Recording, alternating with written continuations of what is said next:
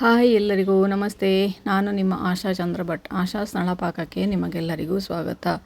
ಇವತ್ತು ನಾವು ಈಸಿಯಾಗಿ ಒಂದು ಸಲಾಡ್ ಹೇಗೆ ಮಾಡೋದು ಅಂತ ಹೇಳೋದನ್ನು ಹೇಳಿಕೊಡ್ತಾ ಇದ್ದೇವೆ. ನಾವು ಇವತ್ತು ಜೋಳವನ್ನು ಉಪಯೋಗಿಸಿಕೊಂಡು ಸಲಾಡ್ ಆಗ್ತಾ ಇದ್ದೇವೆ. ಜೋಳ ಅಂದರೆ ಸ್ವೀಟ್ ಕಾರ್ನ್ ಅಲ್ಲ, ಮೆಕ್ಕೆಜೋಳವನ್ನು ನೆನೆಸಿಕೊಂಡು ಅದನ್ನು ಬೇಯಿಸಿ ಸಲಾಡ್ ಹೇಗೆ ಹಾಕೋದು ಅಂತ ತೋರಿಸ್ತಾ ಇದ್ದೇವೆ. ಬನ್ನಿ ಸ್ನೇಹಿತರೆ. ಇದಕ್ಕೆ ನೋಡಿ, ನಾನು 1 ಕಪ್ಪಷ್ಟು 8 ಗಂಟೆ ನೆನೆಸಿ ಬೇಯಿಸಿಟ್ಕೊಂಡಂತಹ ಜೋಳವನ್ನು ಉಪಯೋಗಿಸ್ಕೊಳ್ತಾ ಇದ್ದೇನೆ. ನೆನಿಲೇಬೇಕಿಲ್ಲದಿದ್ದರೆ ಇದು ಬೇಯುವುದಿಲ್ಲ.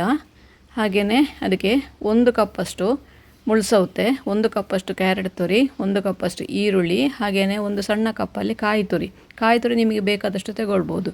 ಖಾರಕ್ಕೆ ನಾನು ಒಂದು ಸ್ವಲ್ಪ ಪೆಪ್ಪರ್ ಹಾಕ್ಕೊಳ್ತಾ ಇದ್ದೇನೆ. ಹಾಗೆ ರುಚಿಗೆ ಬೇಕಾದಷ್ಟು ಉಪ್ಪು. ಇವಿಷ್ಟನ್ನು ಈಗ ಒಂದು ಬೌಲಿಗೆ ಹಾಕ್ಕೊಳ್ಳೋ. ಮೊದಲಿಗೆ ಮುಳ್ಳು ಸೌತೆ ಹಾಕ್ಕೊಳ್ತಾ ಇದ್ದೇನೆ. ಆಮೇಲೆ ತುರಿದಿಟ್ಟಂತಹ ಕ್ಯಾರೆಟು, ಈರುಳ್ಳಿ, ಹಾಗೆಯೇ 1 ಕಪ್ಪಷ್ಟು ನಿಮಗೆ ಜೋಳ ಬೇಕಾದಷ್ಟು ಹಾಕ್ಕೊಳ್ಬೋದು. ಜೋಳ ಇಷ್ಟಪಡೋರು ಜಾಸ್ತಿ ಹಾಕ್ಕೊಳ್ಬೋದು. ನಾನಿಲ್ಲಿ 1 ಕಪ್ಪಷ್ಟು ಹಾಕ್ಕೊಳ್ತಾ ಇದ್ದೇನೆ.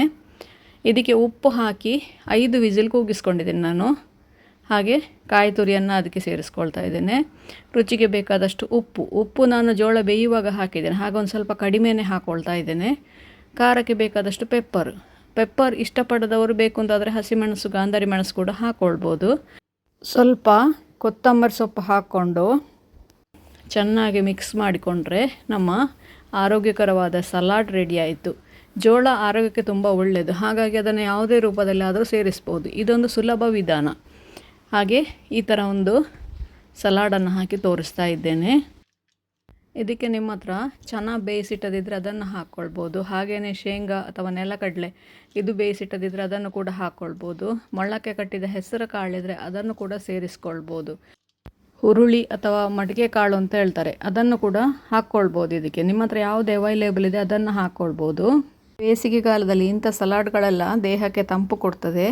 ನೀವು ಕೂಡ ಒಮ್ಮೆ ಟ್ರೈ ಮಾಡಿ ನೋಡಿ ಸ್ನೇಹಿತರೆ. ಹೇಗಾಯಿತು ಅಂತ ನನಗೆ ಕಮೆಂಟ್ ಮೂಲಕ ತಿಳಿಸಿ. ಲೈಕ್ ಕೊಟ್ಟು ಶೇರ್ ಮಾಡಿ. ನೀವಿನ್ನೂ ನಮ್ಮ ಚಾನಲನ್ನು ಸಬ್ಸ್ಕ್ರೈಬ್ ಮಾಡ್ಕೊಳ್ಳಿಲ್ಲ ಅಂತ ಸಬ್ಸ್ಕ್ರೈಬ್ ಮಾಡಿಕೊಂಡು ಪಕ್ಕದಲ್ಲೇ ಇರೋ ಬೆಲ್ ಐಕಾನನ್ನು ಒತ್ತಿ ನಮ್ಮನ್ನು ಸಪೋರ್ಟ್ ಮಾಡಿ. ನಮ್ಮ FB ಹಾಗೂ ಇನ್ಸ್ಟಾ ಪೇಜನ್ನು ನೀವು ಫಾಲೋ ಮಾಡ್ತಿಲ್ಲ ಅಂದರೆ ಅದನ್ನು ಕೂಡ ಫಾಲೋ ಮಾಡಿ. ಮುಂದಿನ ವಿಡಿಯೋದಲ್ಲಿ ಹೊಸ ಅಡಿಗೆಯೊಂದಿಗೆ, ಹೊಸ ರೆಸಿಪಿಯೊಂದಿಗೆ ಪುನಃ ನಿಮ್ಮನ್ನು ಭೇಟಿಯಾಗ್ತೇನೆ. ಧನ್ಯವಾದಗಳು.